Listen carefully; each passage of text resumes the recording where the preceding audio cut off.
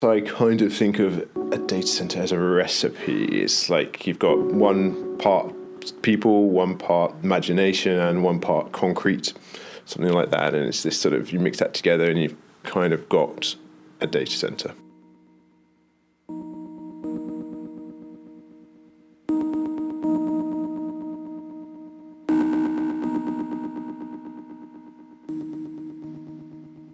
This podcast series is entitled The Data Center Industrial Complex, and this first episode is People, Imagination, and Concrete. This is the first project of the new Environmental Media Lab, supported by the Faculty of Arts at the University of Calgary and the Social Science Humanities Research Council.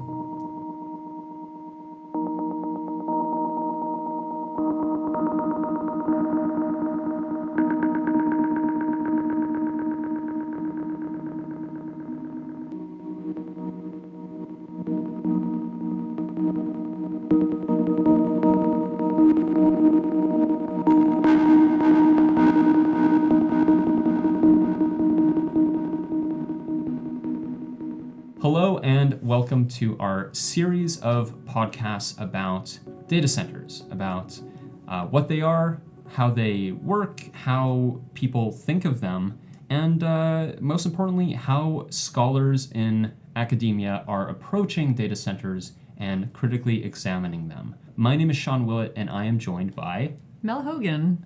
I myself am a graduate student at the University of Calgary studying data centers and media infrastructure in general. And Mel, why don't you introduce yourself? I'm an assistant professor of environmental media in the Communication, Media, and Film department at the University of Calgary.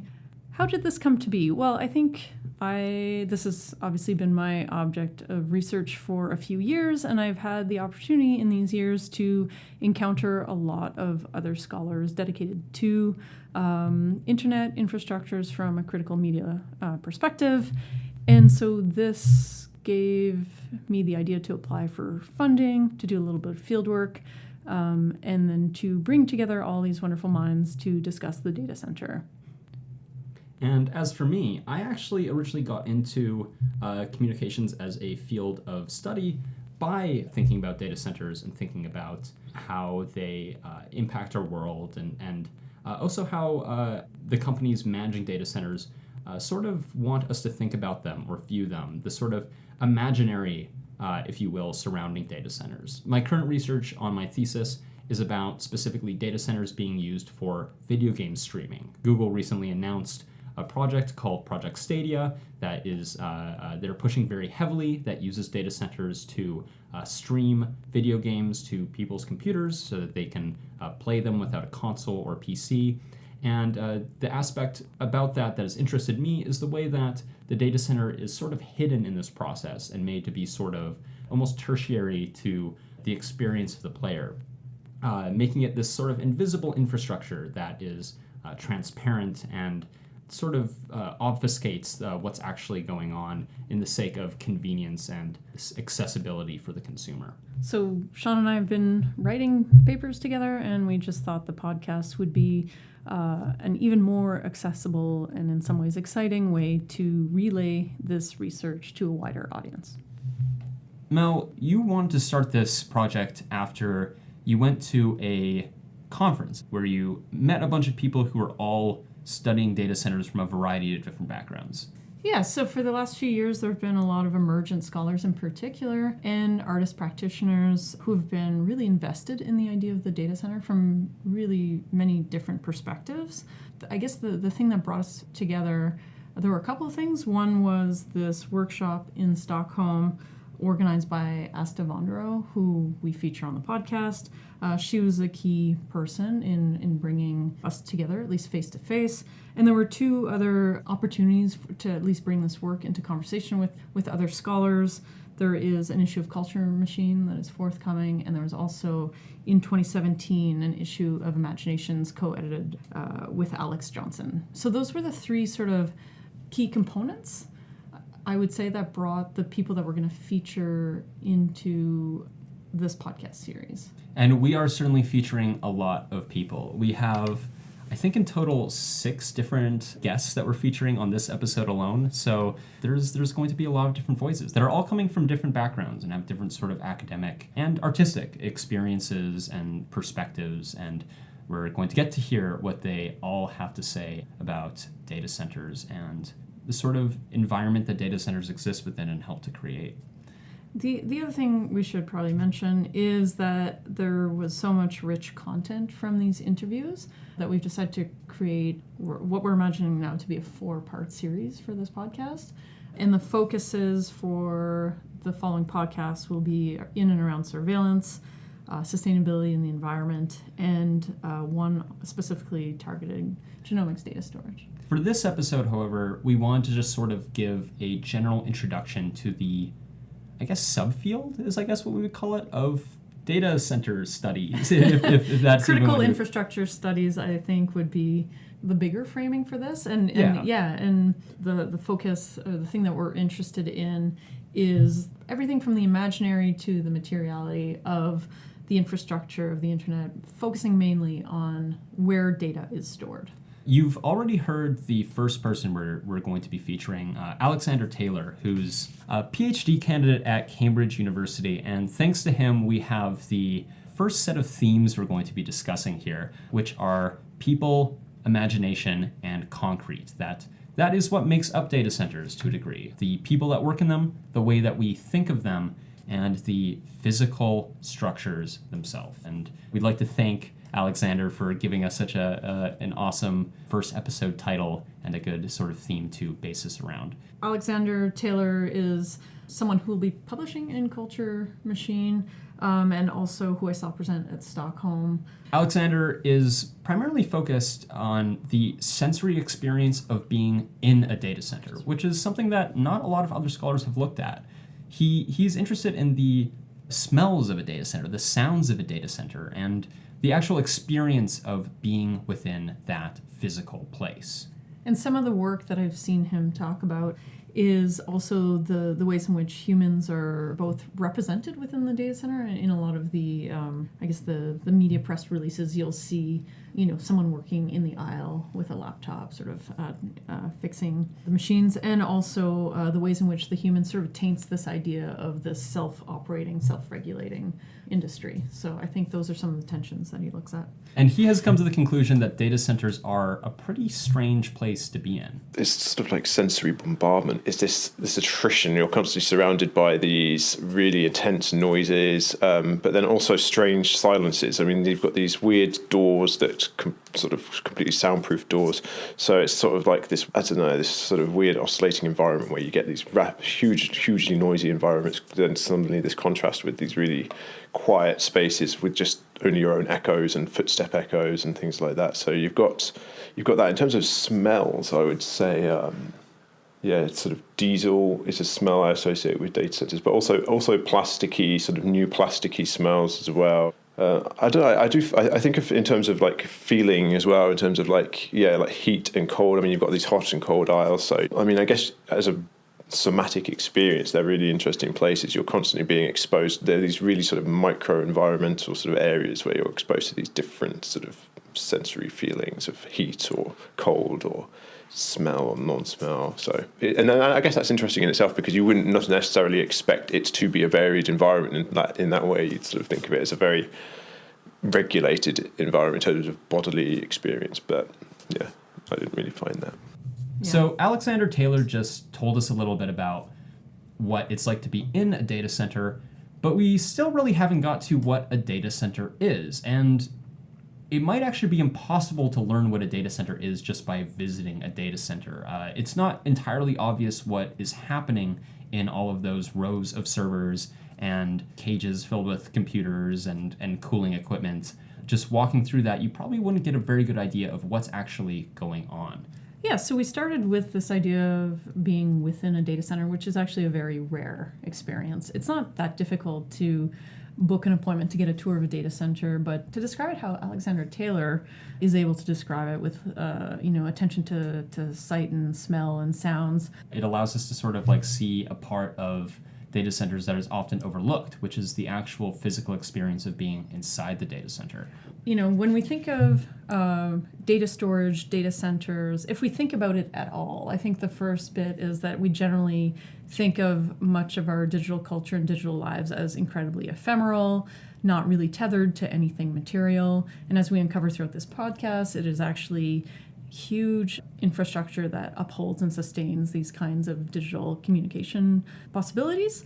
And also, one of the rare things is this ability to visit, to get inside these data centers. It's a place where I think in some sense, our data is supposed to live, but we're certainly not given access to those spaces. No, they're definitely not public spaces. And you raise an interesting point by talking about how people often forget or even just don't know in the first place about how material the world of data is. And one of the people that studies that specifically, that phenomenon, that masking of data centers and the material behind different imaginaries, is Teng-Hui Hu, who we'll go to for maybe a more literal definition of what a data center is. A data center is essentially a warehouse where servers, computer servers, and sometimes network equipment is stored. They used to be centralized locations where networks would connect, and now they're mostly used as big storage facilities for all the data that you get on your iCloud or your Gmail account.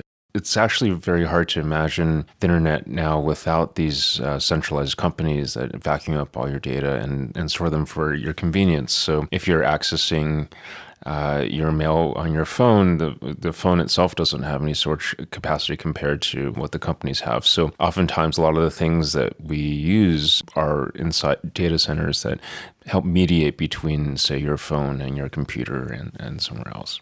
What we just heard was Teng-Hui Hu, who's a poet, a former network engineer, and an assistant professor of English at the University of Michigan. And he wrote the book A Prehistory of the Cloud, which essentially locates the data center within a larger context. Yeah, specifically the cloud, which is something that I'm sure most of you have heard of before, whether it's from iCloud or Google Cloud or some other cloud-based service like Dropbox. The cloud is sort of everywhere now, and sometimes just feels like it's a piece of jargon that doesn't really mean anything. But the cloud has a physical representation in the real world. The cloud is made up of material objects, and data centers are just one of those objects. So we're going to listen to a little bit more of Teng-Hui Hu, who explains in some detail the cloud, and in particular its various components. Which are composed of not only just data centers, but also the network itself and the software that you use to access the cloud. Data center is actually, strangely enough, the most visible part of the cloud because you can sort of poke at it, you can enter it, you can get a marketing guy to show you around. But there are also the fiber optic cables, of course, that connect the data centers. These are thin, width of a human hair kind of cables that are strung across continents, go across oceans. They actually mimic a lot of the terrain of submarine lines back in the 19th century when they used to string telegraph cables between, say, the US and the UK. And then a third aspect of the cloud is the software that's actually used to make you feel like you're both an individual user and you have your own files and you have your own piece of the cloud. So, for instance, you have melhogan.com, and so it's as if you have your own virtual piece of the cloud. Of course, what that is it's a domain stacked on top of millions of other domains inside a group of servers inside a data center. So the software is actually very important to make sure that your data is separated out from other people's data when you go and access it. And so those three aspects, the network, the data centers, and the virtualization software are what comprise what we call the cloud. The latter being something like cloud computing, data centers being somewhere where you would store your data when you drag your folders into Dropbox or something, or iCloud. And the network is a little bit more invisible, but you'll notice it when something goes wrong and, it takes 3 seconds to get it, across the country instead of the, 100 milliseconds that you're used to. In Teng-Hui Hu's book, A Prehistory of the Cloud, he unsurprisingly talks about the history of the cloud and the sort of lineage of computing technology that led to it. To a lot of people, the cloud sort of feels like something that appeared out of nowhere, that is just this new innovation that's sort of a break from traditional types of computing.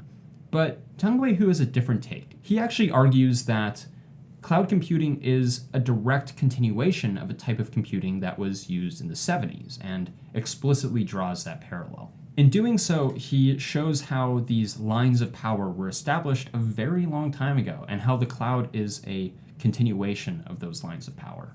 They claim that in 96 businesses really began to think of this as something that they could offload. They could, start charging each other subscriptions to software. They could start storing their files inside the cloud and have someone else run their computers for them. What that history misses, of course, is that this was the model actually in the 70s as well. It was something called time sharing, and it was the coolest thing. You could get a subscription to software, just like we have subscriptions to, getting Microsoft Office by the year or something. Then it went away for a while with this thing called personal computing, and that was supposed to be the new model. So it's interesting that it's sort of come back just in a different form. So I think part of the motivation of Tungwei Hu's work in relation to the cloud has been to look at people, the imaginaries and the materiality or the concrete aspects, but also he noticed an important gap in the scholarship. Basically, he felt that there was an apolitical strain in a lot of the scholarship surrounding computers and data centers in particular, that most scholars were more concerned with just thinking about how these things work, and in Tungwei Hu's words, of pulling out the wires and seeing how they tick. But nobody was talking about maybe the harder edge to this, right? The actual violence that is enabled by digital technologies, the inequalities. All this discussion felt very apolitical to me. And I think that what I wanted to do was to take the steering wheel and sort of wrench it a little bit in a direction that I thought took into account not just the physical material, but also the material of labor. The idea that the cloud is, as I argue, really a way of claiming that everything is connected, but also what happens when that claim is under attack or feels like it's under attack, right? So it's really also a way of keeping out or excluding people that you designate as not part of this universal idea. In order to better understand how data centers and the cloud more generally impact our world and cause this violence, Tungwei Hu decided to step back from looking at individual data centers and decided to instead look at data centers as a whole, as a network composed of many different nodes.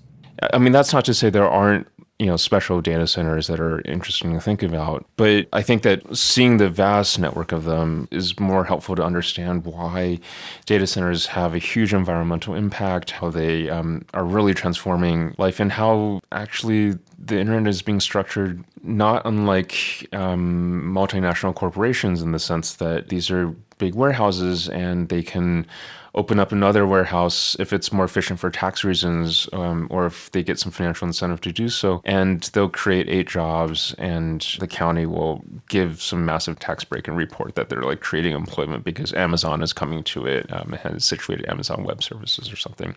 I think maybe more useful than going to a data center is getting an Amazon Web Services account, or any other account on these compute clouds, and getting some sense of how the economic model works, how you're paying for computers just like you used to by the computer hour, by the amount of traffic that you're sending. And then you can start to understand why companies start to do certain things, right? Because that's the real language that's being spoken. That's what I would do after you get that initial tour in a data center. So maybe I could just say that I met Tungwei Hu and had an opportunity to talk with him as we were leaving a data center in Stockholm, the Bahnhof data center, which is, you can Google it, you'll see it's very much based on James Bond, sort of a James Bond aesthetic, a James Bond appeal with a transparent glass room overlooking the data center floor. Like a secret villain's headquarters. Absolutely. And That's an interesting aesthetic to go for. They're very proud of it, and they actually will tell you that that's what it's based on. Okay. And I think there's, tons more to explore in relation to that. But it also inspired the question I asked Tungwei Hu when at the end of that interview when he's talking about the different ways in which you can make data centers an object of inquiry, an object of study. You don't necessarily need to be in it. And this is a conversation that actually started when we were a group of scholars and artists and practitioners inside the Banff Data Center, we were saying, what does this give us access to for scholarship in particular? And what we found was that, it's good to visit a data center to get a sense of what that sort of embodied experience is like, for sure, if you're going to write about data centers. But it doesn't necessarily give you a privileged seat in writing and conceptualizing and understanding them. Doesn't give you the full picture of what a data center is. And I think a lot of what the artists and practitioners and scholars that we were able to interview for this podcast are all essentially saying that the data center is a really crucial site for interdisciplinary scholarship. On the other hand, it always needs to be assessed from within a larger social and political context. Totally, yeah, and that's necessary, like as what Tung Wei Hu said, or else it's just sort of apolitical, talking about how things work without looking at their effect. Something else that Tung Wei Hu brought up was the idea of specificity in where data centers are built, that there's these different factors that sort of contribute to where these buildings actually end up and why.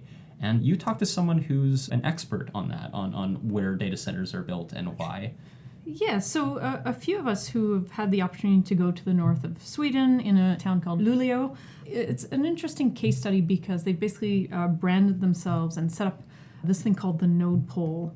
And I know that Asta Vondero, who we're going to hear a little bit later on the podcast, has done extensive research there. So she is definitely the expert. But I've also had the opportunity to interview Torbjorn Minde, who is really the contact person for many of the scholars exploring the Node Pole. And what's interesting about the Node Pole is its origin story. Suddenly there was an article that said that Google is opening data center at the side of the Columbia River. I think it was in New York Times. And I saw that article, so I was thinking data centers, they should be in California. That was my mindset, that data centers, that's California and, London. So it puzzled me that why do Google open a data center in Oregon, up north in North America, by the Columbia River? So of course started to read the article, and when I'm reading, okay, cold weather, lot of power, mission critical facility, reading all this stuff, and I'm thinking, this is exactly what we have been talking about in the team. Torbjorn Minde is the CEO of Rise 6 North, and he's also working at the Luleå Technical University. Yeah, and what he was talking about there is something that might surprise a lot of people who aren't familiar with data centers, but these buildings aren't built with a lot of consideration to their proximity to customers. They're mostly built due to other factors, a big one of which is how cold they're going to be, because it being cold reduces the amount of cooling that's actually needed to keep all of the servers from constantly overheating. There's also a lot of other factors, such as the amount of power or the amount of real estate available. If you look at Europe, the Nordics have those assets of some places in the US, north of US and Canada. So I would expect more data center business in Canada. I've seen some, but they have power, they have the cold weather, and etc. The weird effect of this, of data centers being built because of things like power availability or weather or even tax breaks, which is something that I think we might talk about more a bit later, is that data centers kind of pop up in the weirdest places. And the data centers that you're accessing when you're using something like iCloud or even just browsing the internet may be in a different country or even a different continent.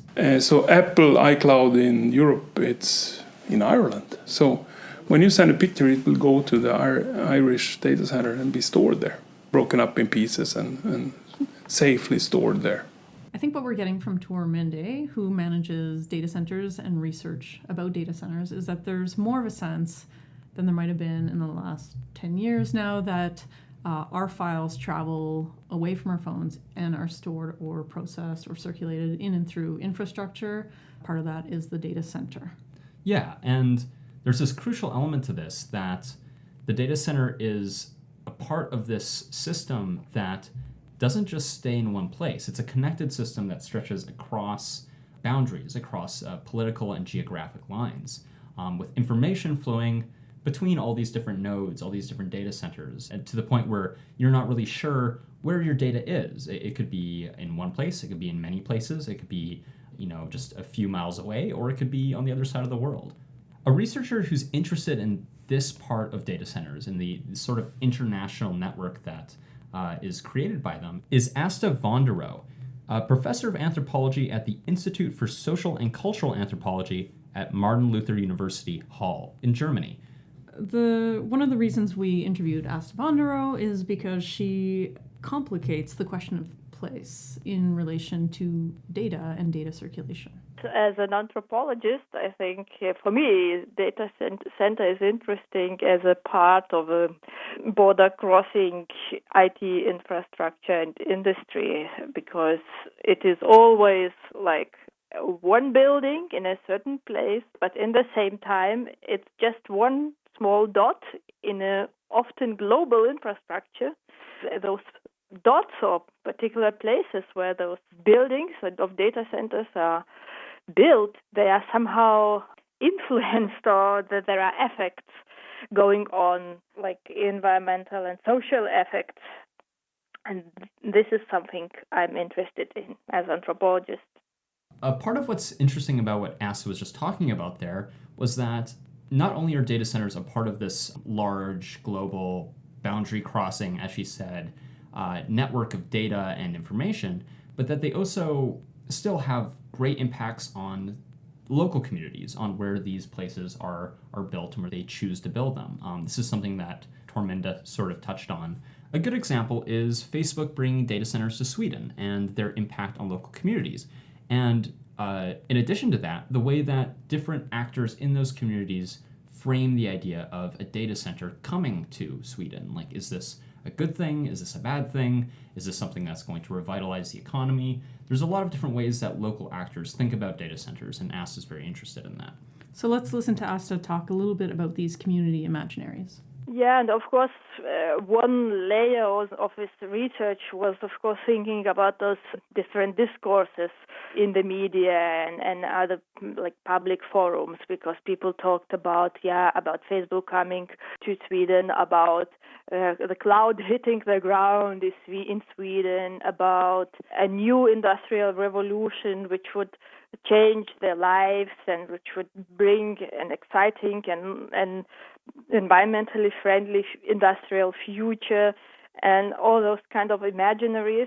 Yeah, I wanted to see why those particular groups of people think about it in this way. And another layer of my research was also try to see, but what can you really see that something is happening or changing there locally? And of course, it doesn't always fit to each other, what people say and what they do or what happens. So, then I realized the process of my research that, data centers are not that environmentally friendly. They are just different from the classical factories. And, it's still not clear if they will be so good for local communities, for the local labor market, and many different potential problems or tensions became visible. Asta brought up a really interesting point there, which is that while data centers seem on the surface very new, very different, like this very exciting, fresh industry that can really revolutionize communities, they actually have a lot in common with industries that came before them. Work that we're not mentioning, or the interviews that we're not conducting for this particular series, but that would be a really good reference point here, would be Patrick von der Rohe and Jennifer Holt, who wrote about the ways in which big tech, the data center industry, really puts forward these very modern, sleek, clean images of the infrastructure, and the work that does in terms of the aestheticization and rendering visual of the material. Yeah, but once you start to look past that, you can usually end up seeing a lot of links between these new industries, quote unquote new industries like data centers, and old industries. Yeah, let's just listen to this clip where Asta talks about continuities, and we'll see that it's a recurring theme.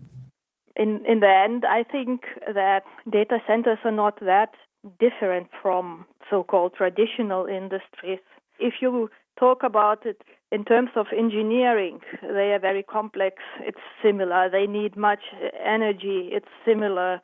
And they build on old infrastructures and industries because data centers are normally built where very good infrastructure and a strong electricity grid already exists. I think it's important to understand that in contrast to this popular image of IT as like ephemeral and different and environmentally friendly, this industry is not that different from other industries in the end. But there are many continuities, even though, of course, there are some differences. And also, for instance, one difference is that it is kind of difficult to grasp this materiality of the cloud, for instance. Even if you see the huge data center, a huge box standing in front of you, you don't know what it is inside, and you know data, but data is nothing you can touch or see. So how can you possibly even know what it is about, and can you, for instance, as a normal person, as a normal citizen, somehow build an opinion about it, have an opinion, or maybe say, okay, well, it's not good for something, or there are some risks, how to discuss it at all. This is maybe it's more difficult than in case of other industries, or maybe it just needs some time till we are able to understand it better.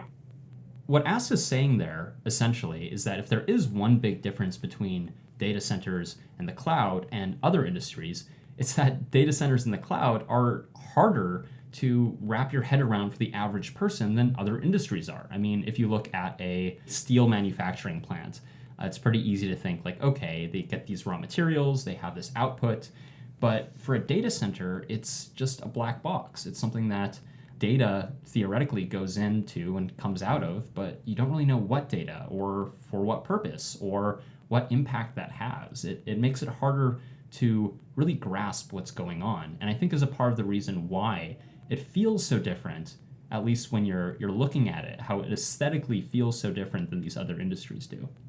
And something that's really interesting about all these interviews that we conducted, we asked everyone to define a data center.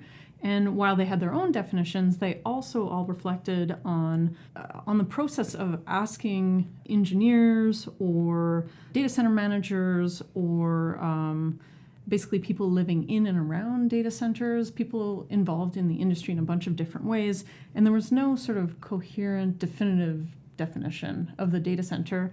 And so as an anthropologist or as a media scholar, the sort of approach to defining the data center became very interesting.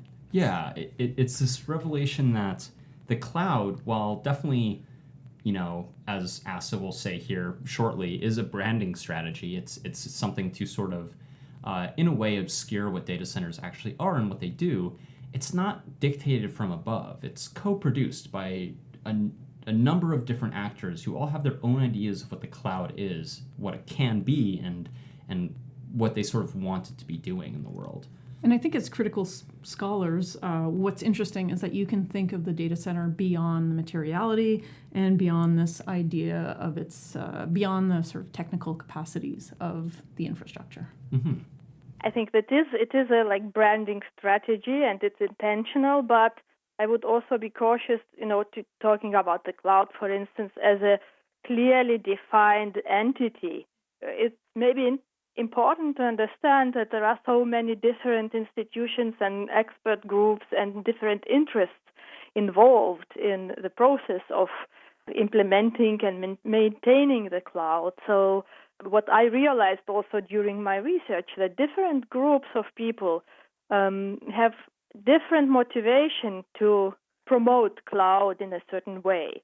As for instance, like IT companies, they probably want to keep up this image of ephemeral cloud because then maybe it seems to be more environmentally friendly. But for instance, local authorities, they would like to frame this, it's a Facebook cloud, it's a world's most known social network, and it comes in to our region. So they have very different motivations to promote the cloud in a certain way. So it's just not again, it's not like that someone, we don't know who, is just branding it like that.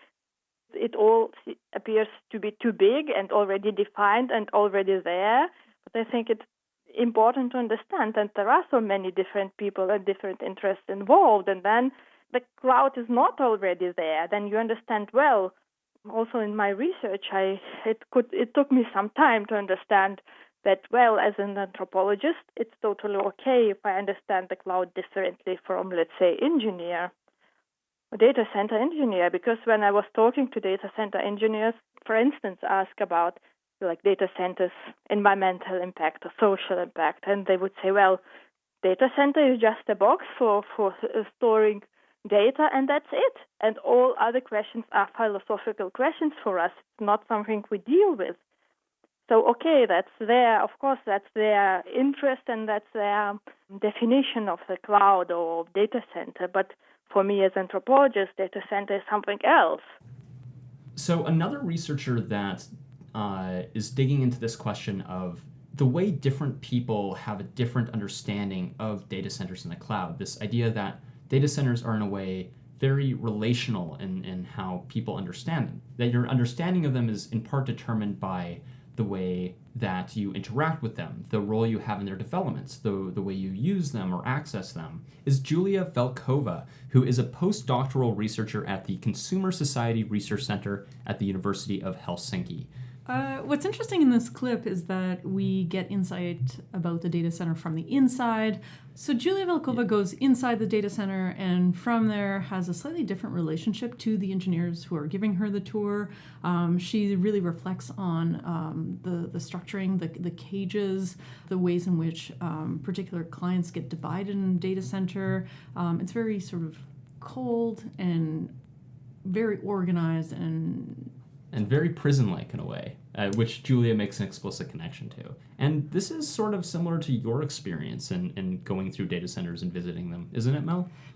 Yeah, so I visited a few data centers, and I think they all, for the most part, look the same. They lose their appeal pretty quickly. Some exceptions to that are the ones that are data centers for display. So if they're set up basically for tours, like the Pion and Banov one is really spectacular. You go underground, you're basically, inside a big cave, and there's these beautiful white racks of servers. But generally I would say that they are very anonymous, structured in, as Julia describes, in usually 10 by 10 or similarly sized cages. And you can see everything through them, but they're quite high security, they're quite noisy, and they're both hot and cold. Yeah, and Julia makes the interesting point that the way that, say, someone who is actually responsible for the owning and building of these buildings is going to be thinking about it way differently than someone who is more invested in actually filling them with servers and putting data in them. I mean, as Julia points out, as we're about to hear here, for these people, it's more like it's a issue of real estate more than an issue of data whatsoever. When I started my research, I was kind of assuming that it's very obvious and clear what is a data center, but I've been interviewing a little bit different people. So I've been interviewing data center operators, different companies which host their data in data centers, and some other actors. And it seems that the definition of a data center can vary depending on who you ask. So, for example, the data center operators in Sweden who have been asking, they would say that a data center is what we think about a data center generally. Oh, it is where data or the cloud is stored. However, when I asked, for example, the CEO of a larger Swedish company that hosts their servers in the same data center, they would say, oh, no, this is not at all the case. He was talking about data centers more in terms of real estate companies that provide co-shared office space to rent. But actually his definition was closer to prisons. It made me think of data prisons because I will quote him here. What he told me was, they provide security, a diesel generator, non-stop power supply. You get an empty aisle and a cage, 10 by 10 meters. It looks like a prison with cages, and they are all anonymous, end quote. So, yeah, that was pretty interesting. And he completely disagreed with the notion of data centers having anything to do with data. I mean, he was really into, this is a real estate company that offers space, security, cages, and anonymity. And then I've been talking also with a big energy company that currently works in Stockholm with the data centers to use their waste heat to reroute the waste heat into the district heating system in Stockholm. So their definition of a data center is more, they look at data centers as light industry that could be comparable to graveyards and yeast companies and food stores in terms of producers of excessive heat. What is a data center?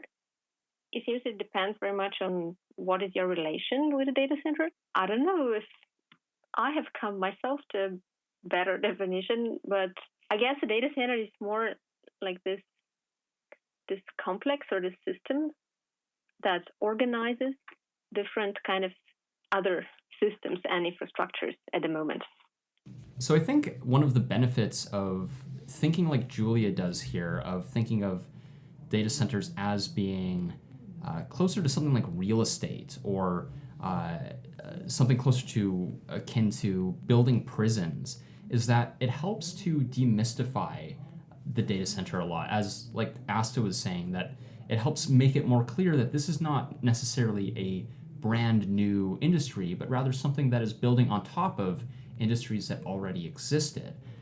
There's a few authors that talk about this that Julia brings up one of them, but we unfortunately were not able to interview them for this episode. The first is Nicole Starosielski, who wrote a great book called The Undersea Network, which talks about exactly this, not necessarily with data centers, but with network cables, and specifically undersea network cables, and how they are layered on top of older types of infrastructure and reinforce these same systems of power and extensions of empire.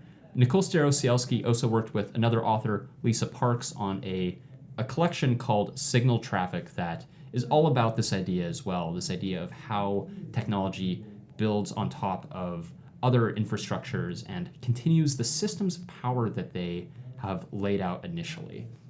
Can we think of some sort of older geopolitical legacy in terms of creating energy dependencies that private companies replicate?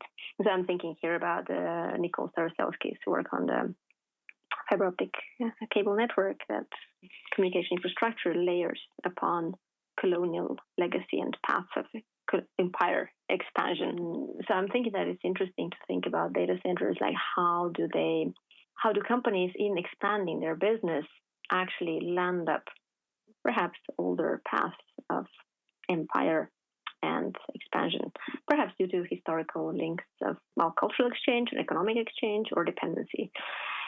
And so I think that such kind of questions we cannot address by visiting a data center. We need to talk to people, to the architects, to the strategists who actually decide where a data center should be placed. An interesting twist that Julia then throws into this is that she theorizes that it's not only interesting to think about the layering here, this building upon old infrastructures and reinforcing these systems of power, but also thinking about the ways that data centers in the cloud collapse old systems of power or invalidate them or dismantle them, is I believe the word she uses. It's like the scholarship on infrastructure has built an understanding of infrastructures as layering upon each other. But with data centers, I'm provoked to think about both in terms of what is being converged and brought into data centers as infrastructure. Like we have energy, we have labor, we have data, we have media, so different flows, but also what kind of infrastructures get dismantled because of data centers. Because I'm thinking that, for example, in Sweden, there is a very big process now ongoing about dismantling the telephone line, the landline. And that's because of internet, fiber connectivity, and to some extent the cloud as well. Because the argument of the telecom operator that does the dismantling is that, telephone cannot answer to the current demands on capacity. But I'm thinking, who creates these demands on capacity. I mean, in the countryside in Sweden, well, there are some needs for capacity, but definitely people don't need they don't need stream TV or like some really gigantic broadband, but they are made part of that.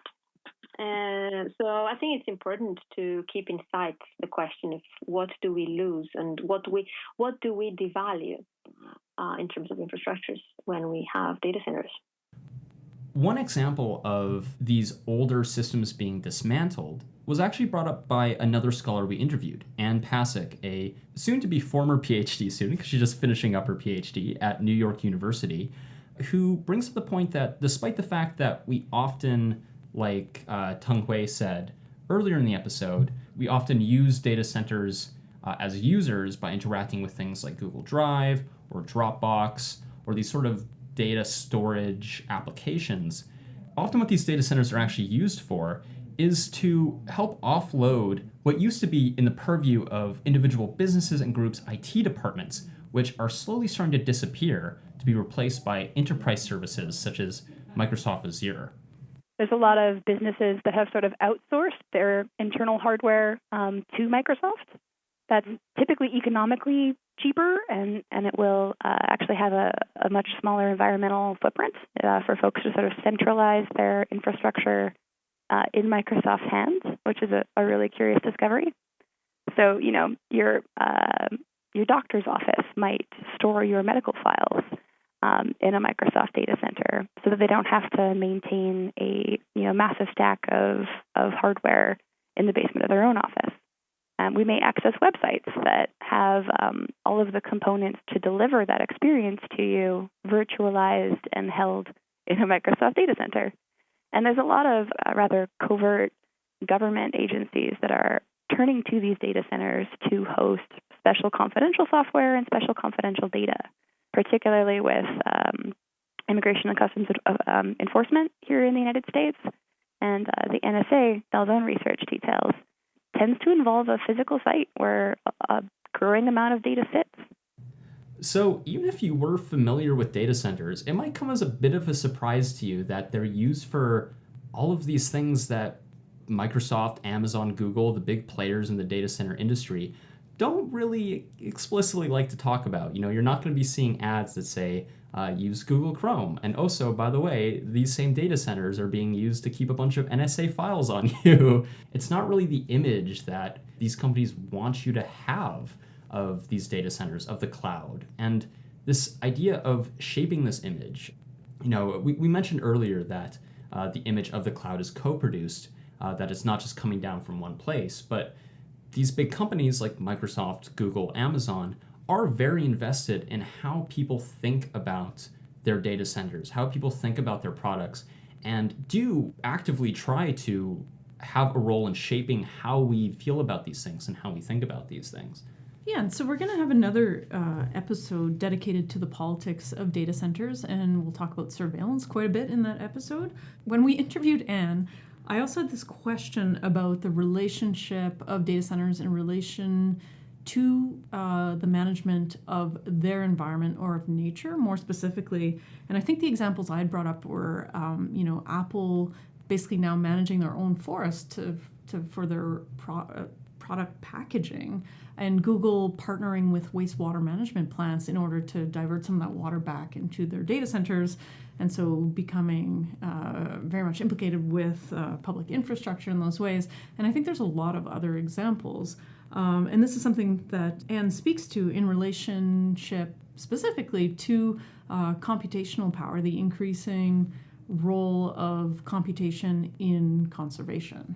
Yeah, and that she also ends up tying back, again, to how all of these efforts to, use wastewater or to manage forests also play back into this public image of these companies and how they want you to see them. And she brings up a really interesting example here. Microsoft recently has put a lot of publicity and computing resources towards their AI for Earth project, which the long story is that it was started through a grant created by their price on carbon. So because they began sort of like through trying to avoid strict climate regulation, sort of simulating a carbon price and creating this pool of money that they could put towards sort of eco-friendly initiatives. Someone who's working in an AI said, hey, give me a bit of cash and I can, think of a way to sort of develop predictive computing about endangered species. So now Microsoft is sort of positioning itself as, not only materially acting through its strict and more distributed footprints to have these, very, very deep relationships with water, with air, with the sun, with wind. They're also sort of trying to develop a species story that can be told. Microsoft, the cloud is in how we see elephant migration and how we save elephants. And I don't know quite enough about conservation research to be able to comment on the efficacy of that. It certainly seems like a developing field, and quite often the story that we tell with AI is that you train the algorithm to do a certain thing, and all you've learned is what you already knew to train the algorithm to do. But it is certainly interesting from my perspective as someone who looks a lot at the public images that Microsoft circulates. So we're sort of learning to see the cloud as a warehouse, and that itself is a kind of interesting political step to take forward as a society. We're learning that the cloud has material, that it's made of concrete, that it's made of silicone, that it's made of many, many megawatts of energy.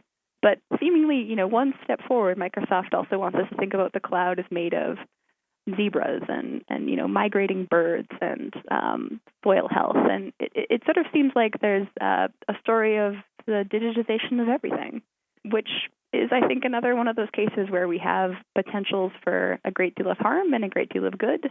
And it's sort of up to researchers, activists, and folks with their sort of noses to the ground to develop that as a site of struggle, to articulate what the stakes are and really fight for what's important. So as an effect of this sort of shaping of the public understanding of data centers by companies like Google, Microsoft, Amazon, is that you can't always necessarily rely on what these companies say about themselves to understand these companies. Obviously, they have a vested interest in making themselves seem responsible, forward-thinking, beneficial to all the communities that they impact, but oftentimes that message ends up being, if not distorted intentionally, obfuscated, let's say, maybe is the kindest possible way of putting it. So that means that for researchers like Anne and for ourselves, to really get an understanding of how data centers impact communities, the effects they have, and how people view them, you have to go past what these companies put out about themselves, the press releases, the white papers, and start looking at other sources. And, for example, puts a lot of weight on using local journalism to find out how these companies and how these data centers are actually impacting the communities that they're touching. And I've also been able to draw on a great deal of local journalism. You often find the most affecting and interesting stories about what data centers mean to people in their local paper.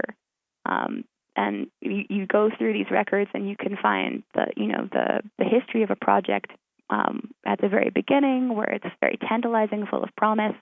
Microsoft could come to our small town, could bring jobs, could turn things around, could make it easier for people to stay here and not have to leave. Then there's like a sort of bidding process where your small town is vying with another set of small towns to attract this infrastructure. And then there's often a bit of a souring note where the data center gets built, but that promise often isn't fulfilled. And so you can sort of attune yourself to the local electric union guys' statements about how jobs are or aren't pulling through. And that can tell you a lot more than the data center itself can as a physical infrastructure. So this brings us almost to the end of this episode of the data center industrial complex. And, there's a lot that we covered. We talked to 6 different scholars throughout the course of this episode. And there's a lot that we unfortunately had to sort of skip over or only touch tangentially. As Mel said earlier, we're going to be doing another episode about security and sort of the geopolitical nature of data centers. And also, to follow up on one of Anne's biggest points of research and her biggest research interests, we're also going to be doing an episode about the environmental impact of data centers, because we think that's a massive part of this. and is something that we couldn't really do service to by just mentioning briefly here in this one episode. But Mel, what do you think? After hearing all that and going through it, where are you sitting on this project and how we're trying to bring together this world of data center scholarship? I mean, one of the reasons we're doing this, I think, is that we both want to recognize and highlight that there's a lot of work being done by critical scholars on the topic of data centers specifically, and through the data center, because sometimes it's the object of inquiry, it's not sort of the entirety of the project. We can start to uncover a lot of other political issues. And I think that in a sense, we're also highlighting a lot of the emergent scholarship that is surfacing around this topic. It's very exciting, it's very thorough, and it's very creative and critical. So I think that, essentially we've started to create a network. We have come together in an issue of Imaginations and also another issue through Culture Machine, which brings a lot of this scholarship to text. And I think that that's it's sort of important to gather critical media scholars with anthropologists, with sociologists, and create a kind of interdisciplinary framework around these issues. Yeah, that's one of the biggest things that struck me going back through these interviews and listening to them, is the number of different perspectives and disciplines that are approaching this issue and approaching data centers, and the variety of scholarship that arises from that confluence of different people with different approaches and different philosophies looking at this issue. You get a lot of very different takeaways and very different insights into what this industry is like, what these just objects as data centers as objects are like, how they feel, how they impact people, how they're thought of by people. And it's really painting this very full, very interesting picture of this emerging technology that is almost certainly going to be a massive force in all of our lives for many years to come. The other thing that's interesting and probably, not really pointed out in and through these interviews explicitly is the fact that it's a lot of women doing work in a predominantly male space. Yeah. And I think, in casual conversations with a lot of folks that we've interviewed, this comes up, right? So it's a very difficult space to access for, questions of gender, and we haven't explored questions of race and other sort of identity markers that make those spaces more or less comfortable, accessible, et cetera. So that's something maybe that we could also look into further. The other thing is that we've covered the Nordic countries, the US and Canada, and this is clearly a global infrastructure, and so we would have more work to kind of expand in that sense as well. Yeah, I was just about to say, we touched on this a little bit, but the idea of data centers replicating this colonial legacy, and I think a big field of mostly untapped research right now is the way that data centers are being positioned in the global south, the sort of relationship that data centers have with companies going overseas, buying up land, potentially exploiting workers. This is a massive area of research that still needs to be done, still needs to be looked into, and it's exciting to know that there's so much left out there to dig into and to think about. Absolutely, an invitation to future grad students. Yes. Any other thoughts before we wrap up? No, I guess this is to be continued. Yeah, I think that any last thoughts we have can be most accurately summed up by Anne in this last clip here, because just in case you're starting to feel like, oh man, like data centers have a lot of issues, like this is starting to make me feel a little pessimistic about things, don't worry. Anne has a message of hope to send things off in a positive note. Until next time, thank you for listening, and stay tuned for the next episode of the Data Center Industrial Complex.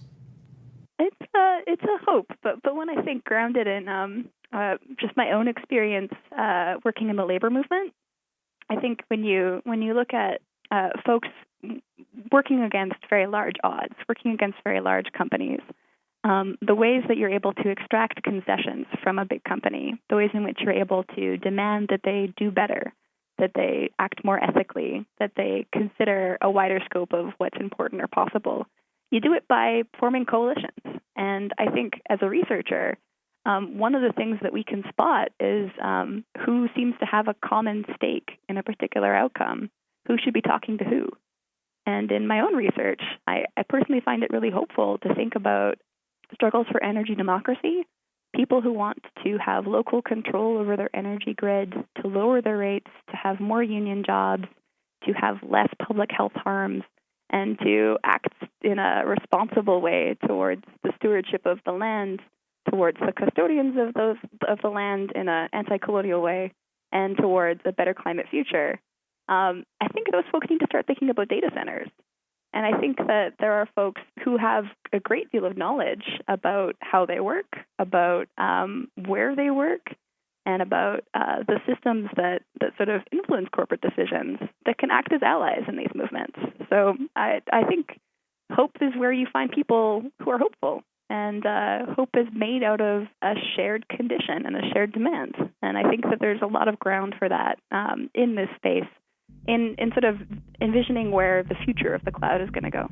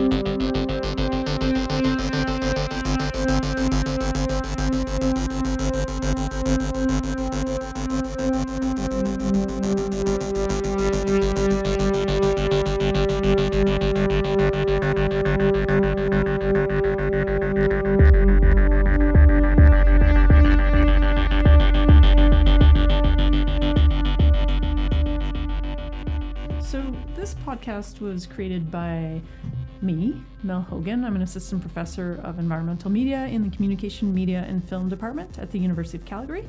And me, Sean Willett, a master's student in the Communications, Media, and Film Department at the University of Calgary, who is researching video game infrastructure. This podcast was funded in part by a University of Calgary seed grant. So a special thank you to Asta Vondero, who first brought together a lot of these people who were interviewing for this podcast at a cloud and data center workshop in Stockholm.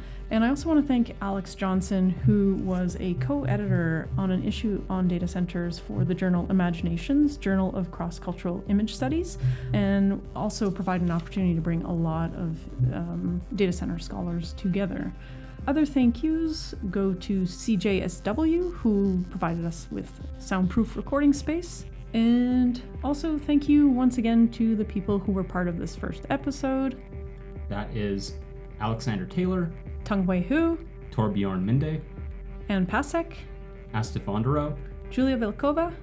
And that's about it, with more to come in future episodes. We also want to give a quick shout out to Culture Machine, an online journal of technology and culture, which has published an issue about data centers and the issues surrounding them that a lot of the people you heard talking on this issue, including myself and Mel, are published with them.